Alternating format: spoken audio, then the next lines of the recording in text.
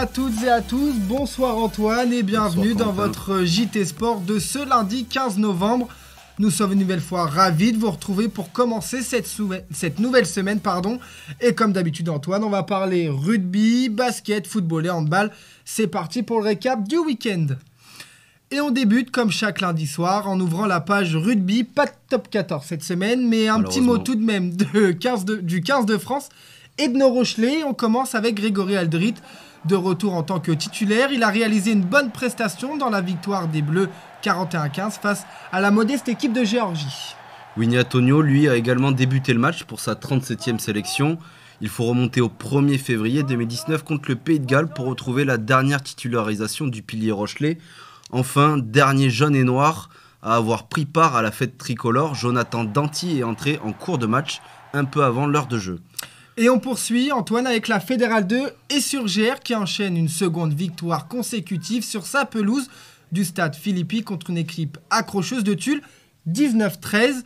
L'essentiel des points ont été inscrits en première période. Le SCS a profité de l'indiscipline tulliste pour remporter ce succès. On écoute l'entraîneur adjoint de Jonathan Daco, Charles Préra Ndiaye, à la fin de la rencontre, forcément satisfait de la prestation de son équipe. On a su serrer les dents jusqu'au bout. Même la dernière possession où on a le ballon, on le rend alors que et puis un joueur a fait un arraché. Donc voilà, on n'a rien lâché jusqu'au bout. Mais bon, attention de ne pas trop laisser l'équipe adverse en confiance parce que ça peut être difficile si on peut avoir un week-end un peu plus difficile. Donc il faut se donner. Il faut mettre toutes les chances de son côté pour gagner les matchs. Les Surgériens se déplaceront dimanche prochain sur la pelouse Rugby Cos Vézère pour tenter de recoller en tête du classement. Toujours en Fédéral 2, on s'intéresse à la performance du SA Rochefort ce week-end.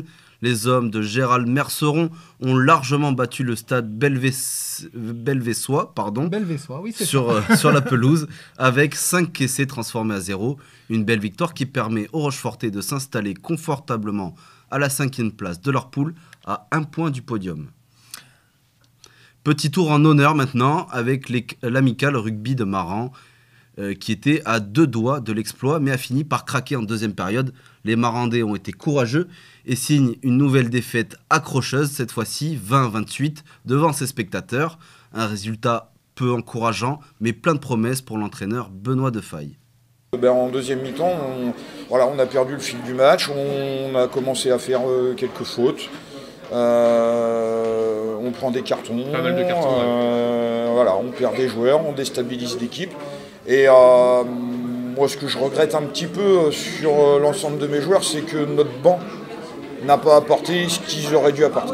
Pour le président du rugby Maran, Romain Maître-Hu, de la déception et pas mal d'amertume. C'était la victoire qu'on avait cochée, c'était cette victoire qu'on voulait absolument pour vraiment relancer tout et enfin pouvoir dire ça y est, on est parti, on va y aller. Les gars travaillent depuis tellement longtemps. Moi, j'avais vraiment à cœur d'aller leur sauter dans les bras à la fin du match aujourd'hui pour leur dire bravo et les féliciter. Malheureusement, ce ne sera pas encore pour aujourd'hui.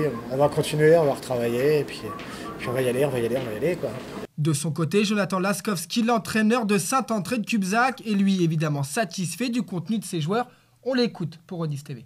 Et c'est vrai qu'en première mi-temps, on a balbutié un peu notre rugby, on a été mis à difficulté, on n'a pas eu beaucoup de ballons et du coup on a subi les impacts, une belle densité, une belle équipe de Marans qui, comme j'avais prévenu à mon groupe, ils étaient un petit peu dos au mur par rapport à leurs résultats, ils avaient besoin de cette victoire, donc ils n'avaient rien à perdre, donc c'est toujours des équipes qui sont dangereuses à jouer, toujours difficiles.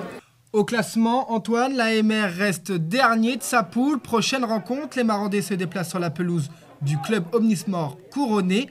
Ce ne sera pas cette semaine, mais dans 15 jours. Effectivement. Après, pour information, la totalité de la rencontre sera visible sur le site Onis TV à partir de demain, mardi 16 novembre. On reste dans le monde de l'Ovalie avec quelques résultats à connaître. En honneur, le club de Royan-Saujon Rugby s'est incliné à domicile face à son voisin de Sévrien du SA Parthenésien, 16-21. Du côté de la promotion d'honneur, les Étrésiens recollent en tête du classement avec une petite victoire à l'extérieur, 21-23, contre Jarnac. Dans la même catégorie, l'Ovalie Club Villeneuvois s'est lui aussi imposé sur sa pelouse contre l'île d'Oléron, 33-15. et prend la 3e place derrière l'US Bouscatez et le Bec. Que vous connaissez bien d'ailleurs. Bien sûr, ce sont des Bordelais comme moi, premiers du championnat que les hommes d'Arnaud Pellerin devront affronter dans 2 semaines à l'extérieur. Et on finit par la première série. On finit ce week-end rugby avec la première, 2e série, comme vous l'avez dit, et le Marcilly Rugby Club. Les Charentais-Maritimes se sont inclinés sur le terrain de l'US Chauvinoise Rugby, 25-10. Et on passe au football. À présent, même pelouse mais pas même ballon. Et l'ES La Rochelle qui a joué 2 matchs en 1 semaine. Et le bilan, Antoine, est plutôt positif cette semaine, puisque les Rochelais se sont défaits de Bressuire 2-0.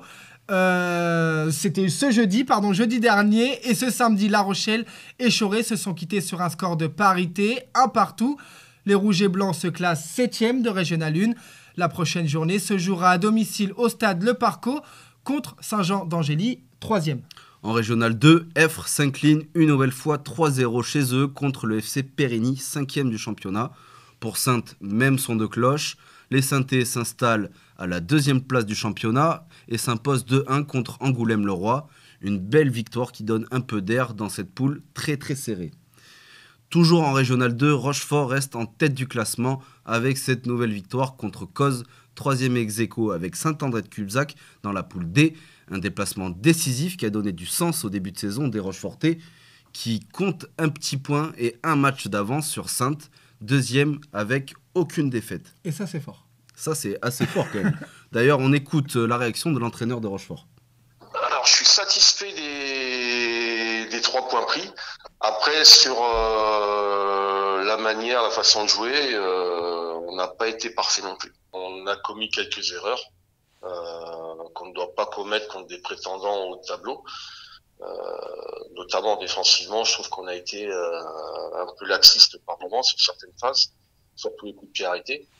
Et ça pardonne pas contre des équipes où les coups de pied arrêtés sont bien tirés, où les joueurs se déplacent bien, ça aurait pu nous faire mal.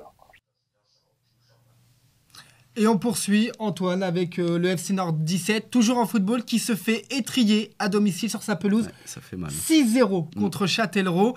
Toujours englué dans le fin fond du classement de Régional 3. Les Marandais sont 11e ex-aequo avec le dernier Trèves Espérance. Tous les deux à 6 points.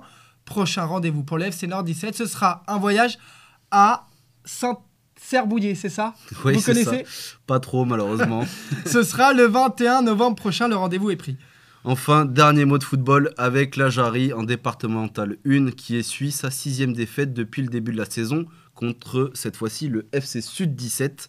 Si tout n'est pas perdu pour les hommes de Laurent Drouet, les 3 premières places vont être difficiles à aller chercher. On l'écoute au micro d'Onis TV. On a une équipe qui est actuellement en difficulté, je dirais plutôt mentale, c'est-à-dire qu'on est capable du meilleur comme du pire, mais le moindre petit grain de sable qui vient dans la machine, enraye nos performances, et c'est actuellement le cas puisque les scénarios ont été quasi identiques. On fait 2 fois une bonne première mi-temps et puis les faits de jeu ne sont pas favorables et mentalement l'équipe accuse le coup et plonge en deuxième mi-temps.